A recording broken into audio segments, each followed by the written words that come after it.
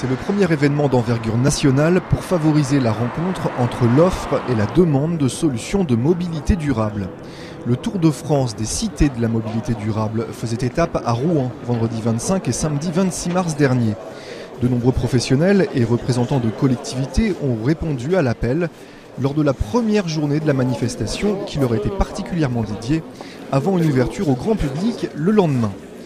2 tables rondes et une plénière ont notamment permis aux participants d'aborder la question de l'écomobilité comme vecteur de développement industriel et le thème des coopérations entre public et privé dans le développement du véhicule électrique. Guy Bourgeois, vice-président du pôle de compétitivité Moveo. Avec l'électrification des véhicules, c'est vraiment une organisation collective. Je crois que ce que M. Fabius a très bien résumé en disant qu'il faut un plan stratégique de déploiement qui fédère l'ensemble des acteurs. La deuxième idée que je pense extrêmement importante, c'est qu'on a un vrai problème de modèle économique. La communauté d'agglomération de Rouen, la CREA, a également profité de la venue du Tour de France des cités de la mobilité durable pour signer un partenariat associant acteurs publics et privés pour le développement du véhicule électrique sur son territoire.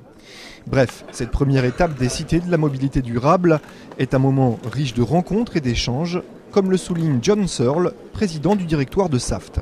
La chose intéressante, c'est clairement on a tous les acteurs qui seront présents dans cette activité de véhicules propres, le fabricant des voitures, le fabricant des bornes de charge, les collectivités locales. Et c'est clair, tout le monde commence à comprendre qu'on ne peut pas changer le type de voiture utilisée dans un pays comme France, sauf s'il y a un vrai partenariat entre toutes les industries, industriels, le pouvoir public, la collectivité, la région et tout ça. Et je pense que ça, c'est la chose qui est le plus importante aujourd'hui.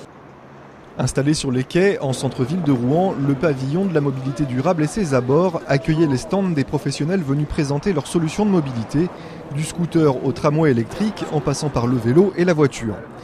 Des essais sur route étaient également organisés, une conférence sur les achats responsables et un café-débat sur les véhicules électriques et les infrastructures de recharge ont également suscité l'intérêt des participants. Et le lendemain, familles et enfants étaient invités pour une journée grand public pour découvrir les dernières innovations. Patrick Pellata, directeur général délégué aux opérations chez Renault, revient sur l'importance d'une manifestation comme les cités de la mobilité durable au Débeauté lors d'une séance photo improvisée autour des nouvelles voitures de la marque. C'est important parce que l'écomobilité, c'est un changement complet d'écosystème. Et ce qui se passe ici à Rouen aujourd'hui, c'est une grande partie de l'écosystème qu'on voit bouger. Donc pour nous, c'est vraiment très important. Prochaine étape des cités de la mobilité durable, Caen, les 14, 15 et 16 avril, Montbéliard, les 27, 28 et 29 mai, et Angoulême, les 23 et 24 septembre.